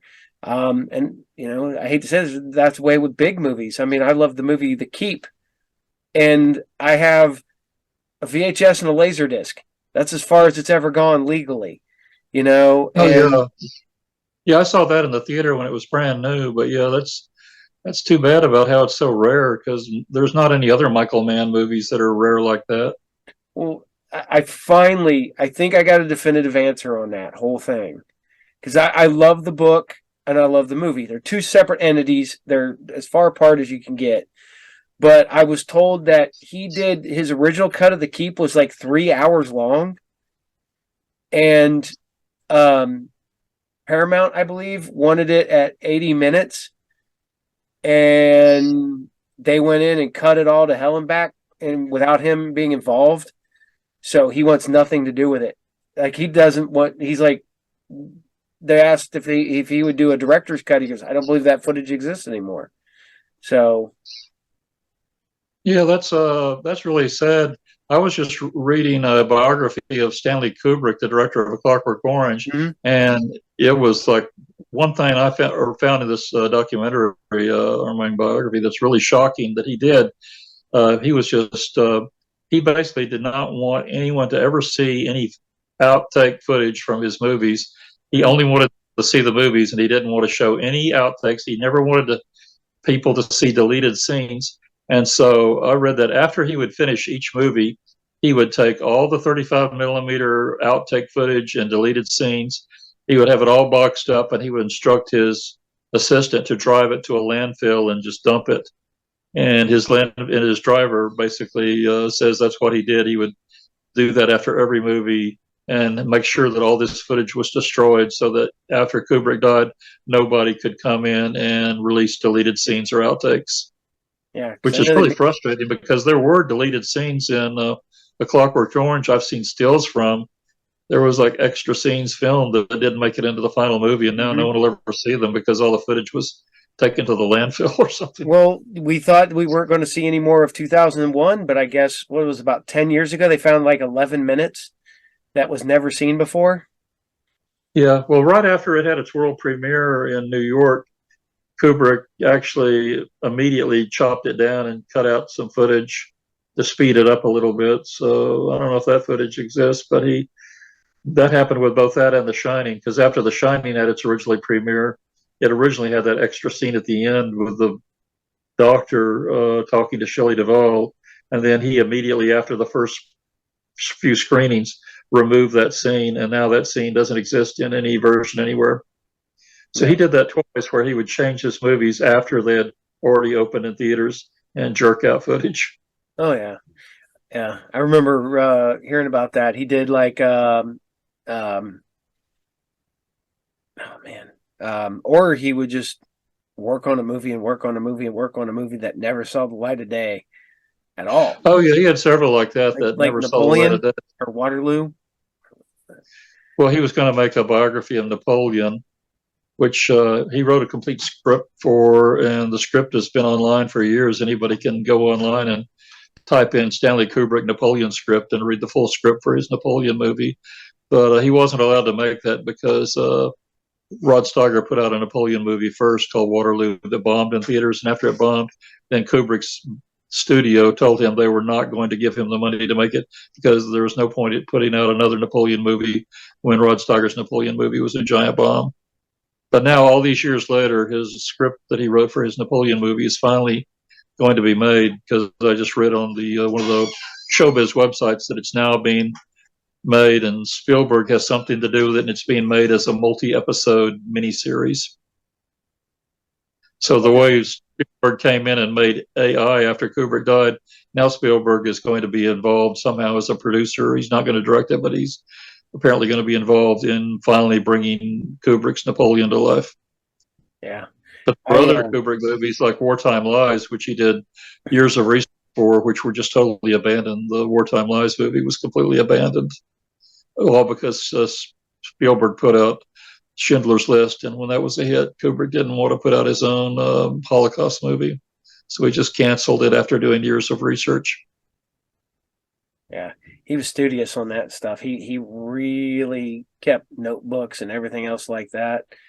And it's funny because you read about what he was planning on doing with AI. He wanted the little kid to actually be a robot. He was waiting for his technology to catch up, but Oh yeah. sadly never did. I've been communicating in the last few months with one of Kubrick's daughters, Katharina. She's the only one that'll talk to fans because the other daughter, Vivian, the girl that played the little girl in 2001, she's into Scientology, and she's been kicked off of Twitter, and so she no longer even has a social media platform.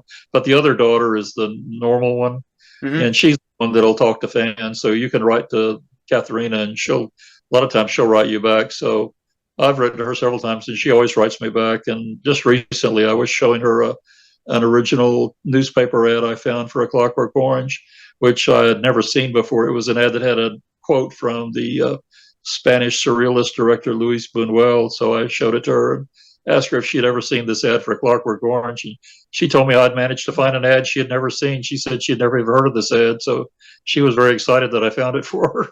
Wow, that's cool. That's cool. So if I'm amazed I found something she hadn't known about. That's always cool when you can do that. When you can surprise somebody with something that they're not aware exists, or you know something that they haven't seen in years, or Yeah, and she's actually in A Clockwork Orange because she's in the scene in the record store. So that when it shows Alex walking through the record store right before he finds those two girls that he starts hitting on, she's one of the customers in the record store. She said her father would usually stick her somewhere into his movies. She's also in Barry Lyndon, and and then toward the end she started working on his movies as an assistant. So he liked to involve both of his daughters in his movies, and he had three daughters, and one of them passed away a few years ago, and then one of them is the one that was into Scientology that has gone a little crazy, but the normal one is the one I communicate with. all right. So I got to ask you, do you have a favorite movie that you've worked on? That I've worked on, Hmm. probably Compelling Evidence is my favorite movie I've worked on because that was, the first time I had.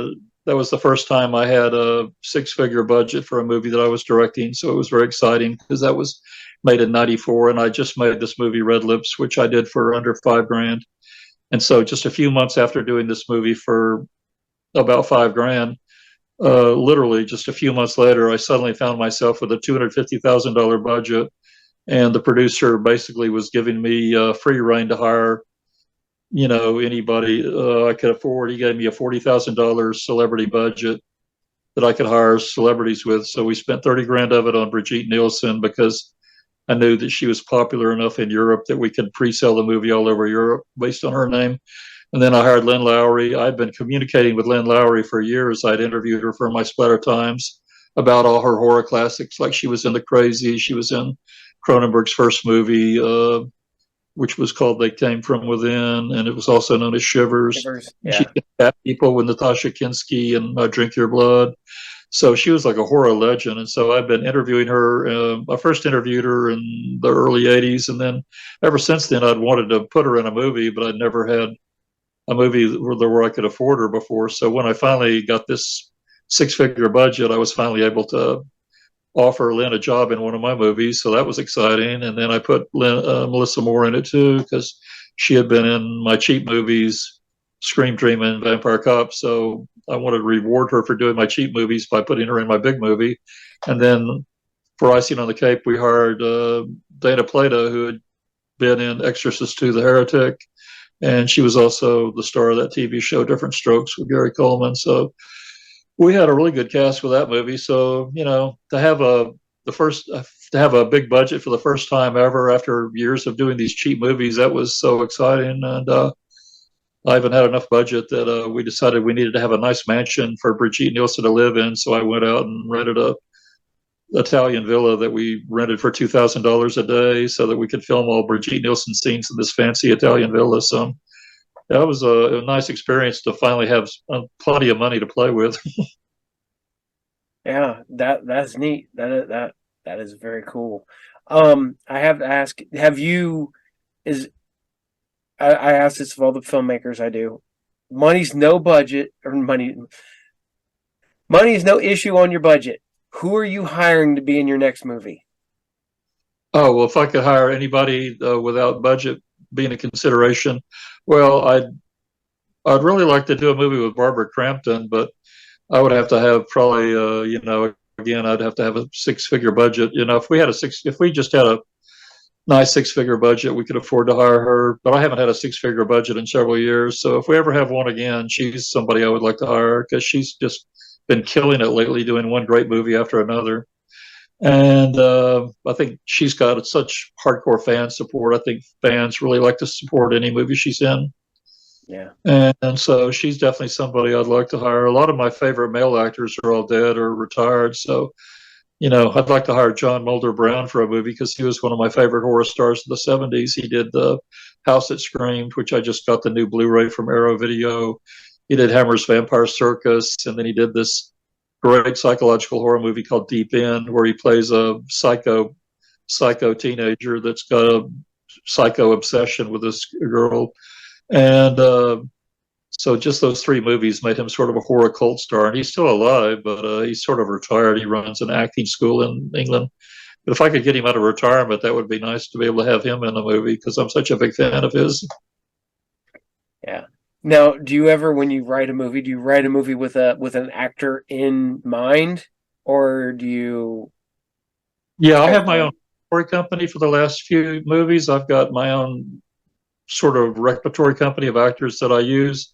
And so whenever I write movies now, I always write it with a specific member of my repertory company in mind. Like, for example, there's an actor, Ford Windstar, who's been in the last several of my movies. First time I used him was in Cannibal Cop. Then I put him in Hooker with a Hacksaw and Cannibal Hookers and Bigfoot Exorcist, Shark Exorcist 2. And then I more recently put him in Debbie Does Demons. So basically, all these movies for the last several years, I don't make a movie without Ford Windstar in it. He's my go-to male actor. And so whenever I'm doing a movie, I always write his part specifically for him because I know what he's capable of. I know he can handle tons of dialogue, and he's really good at making his dialogue really funny and really high energy. So I always write his scenes specifically with him in mind, just like when I use Jessa Flux, who's the star of my last several movies. I know what she's capable of. She can really handle tons of dialogue. She's really serious about memorizing her parts and studying her parts, so she always comes prepared, and she really knows how to deliver a scene with, a big personality. She knows how to create a big personality in her roles and really deliver it for the camera. So it's fun to write for them because I know what they're capable of doing on camera. And when you have actors that are that good and that you can know what they're capable of, you can write to their strengths. So it makes it much easier than just writing a scene on spec and just hoping I can find an actor who can deliver it. Because I know I've got these hardcore actors that'll do a great job with these roles that I write specifically for them. Yeah, it's nice because there's a lot of indie actresses, actors, directors, special effects people out there that are really just knocking it out of the ballpark. And, when you can find a group of people that you work with, that you work well with, and they still keep knocking it out the ballpark, that's a great find. And that's awesome that you can do that. Pattern I've followed since the 80s. I've usually tried to have a actor or actress that I would try to, as long as they're willing to work with me, I like to keep making movies with them. So, I mean, it started with Melissa Moore with Scream Dream in my third movie. The people that were in my first two movies, Demon Queen and Cannibal Hookers, I never worked with any of those actors again. But once I did Scream Dream with Melissa Moore, she was so good that I wanted to keep putting her in all my movies. So I gave her a little cameo in Savage Vengeance. I put her in Vampire Cop, and then I put her in my documentary Invasion of the Scream Queens. And then I put her in Compelling Evidence. So I just kept doing movies with her until she finally retired from acting and wasn't available anymore because she inherited her parents' horse stable where she's a horse breeder and takes care of horses for clients. And so she's now full-time into that and very rarely does movies. So the only reason I stopped making movies with her was because she retired. And then I did a couple of movies with Camille Keaton, and then I did a couple of movies with Jackie Hall, and I was hoping to do more movies with her, but then she moved to California where she was no longer available. And so now more recently I did a few movies with Casper Melted Hair, and then after that I did now done 4 movies in a row with Jessa, and I'm planning to do 2 more with Jessa this year. So she's going to be the star of the Scream Dream movie that I'm co-producing, and then she'll also be the star of the next movie that I direct. Cool. It's funny. So I'll keep using Jessa as long as she's willing to work with me until I'm not going to stop using her as long as she's available. She's so great. I'd hope to still be working with her in 5 or 10 years. Yeah. I'm planning on having an interview with her coming up sometime soon. So hopefully we'll have her on there too. I have a little funny story. Go in a minute because I see my phone is now at 3%. So okay. It's going to die very soon. Okay. Well, I'll tell you this little quick story real quick, and then I'll bid you a good night. I kept trying to talk to Angel, and she kept saying "Scream Dreams," and I could not get that out because it was twisting on my tongue so bad I couldn't say. Still can't say it, but I will put links to all your Facebook page. Any links you have, just send them to me. I will put them at the end of the episode so people can find you. And if you have places where you can get your movies, if you want to tell anybody where you can get your movies, let people know. All people have to do is go to Amazon.com and type my name in, and it'll bring up most of my movies. And then if you go to eBay and type my name in, with either do 2 searches, type in Donald Farmer DVD, and then do another search where you type in Donald Farmer Blu-ray.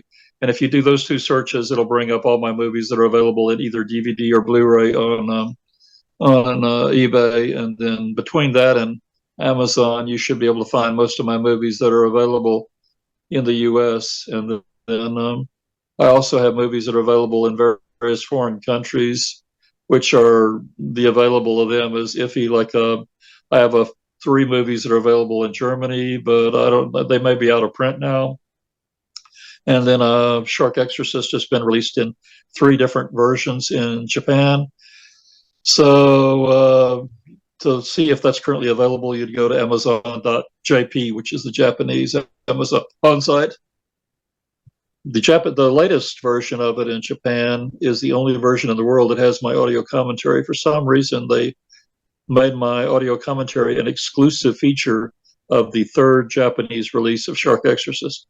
So it's not in the 1st or 2nd release, but if you get the new 3rd deluxe edition, you could do my audio commentary, which I did. And I don't know how they do it over there, if they put subtitles in Japanese so the people there can read my commentary while I say it in English. I'm not sure how they do. I'm going to say the ones I've seen, they do. They put Japanese subtitles. Well, it's like on the side, not across the bottom. Okay. But that's for this new 3rd version of Shark Exorcist that just got released in Japan. They put a lot of deluxe extras out along with it. They put out a paperback book of my screenplay for Shark Exorcist, where it's printed in both Japanese and English. So as you go through the book, one page, on the left side it'll be in English, and on the right side it'll be in Japanese, or vice versa. And it's like that all through the book. So I was really honored that that's the first time a distributor has printed my screenplay as a companion paperback. So I was really happy about that. That's neat. That is neat. All right. Well, sir, I greatly appreciate you coming on the show. I'll give you a heads up. I'm going to work on getting this edited tonight, which I don't think we have to edit a whole lot. But I'll drop it tomorrow morning or tomorrow afternoon for me, tomorrow morning for you. And thank you a lot. I appreciate it. I'd love to have you back on again some other time, because we're going to have I'm talking to Morgan, Angel, and Jamie. Hopefully we're going to have a 3-people episode. So maybe I can work some actors and actresses and you, and we can do one big full episode again. So. Okay, well, that sounds great. And, Angel and Morgan are both really incredible, both of them. And they actually made a movie together, which is how I found out about them. called The House at Eats Flesh, which should be coming out later this year. So that's a movie I'm definitely looking forward to, is seeing House that Eats Flesh starring Morgan and Angel. Yeah. It's one of the ones where they told me about movies, so I had to go find other movies. And I found out, I'm like getting excited, and then found out the movies ain't even available yet. I'm like, oh man. So before we go, do you have a site where you can buy your stuff? Maybe do you have any signed memorabilia or anything? Or movies? Well, you can buy all my movies from, like I said, mostly from Amazon and Wild Eye, Amazon and eBay. For the movies of mine, quite a few of them are released by Culture Shock Culture Shock Releasing. So if you go to cultureshockreleasing.com, they sell quite a lot of my stuff. They have the double Blu-ray of Hooker with a Hacksaw and Cannibal Hookers.